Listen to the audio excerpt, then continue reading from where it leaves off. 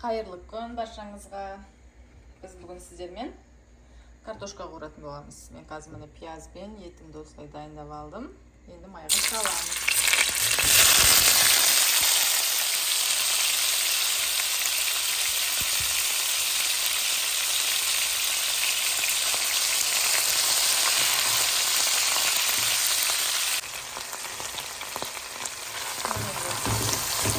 Piyazın yetim kavrulып жатыр. Biraz kavrulmuş.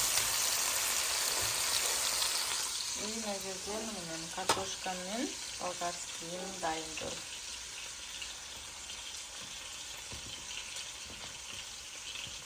Маған тамаққа болгарский қосқан ұнайды. Сол үшін мен бәріне болгарский қоса берем.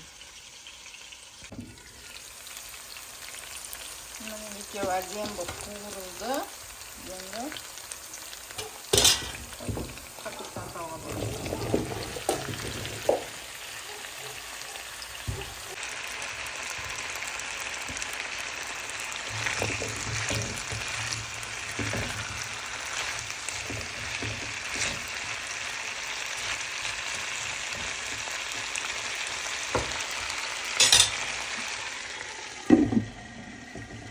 Дәміне қарай тұз саламыз.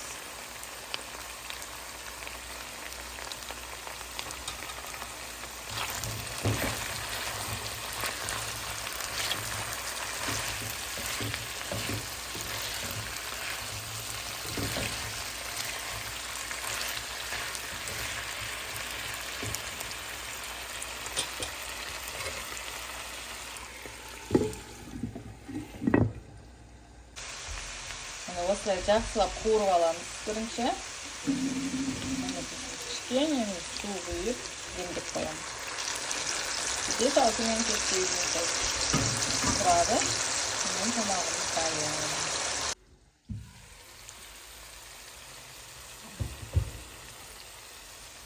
Су тартылып, тамағымыз дайын болды. Сочный, мощный картошка болады. Ал ас болсын.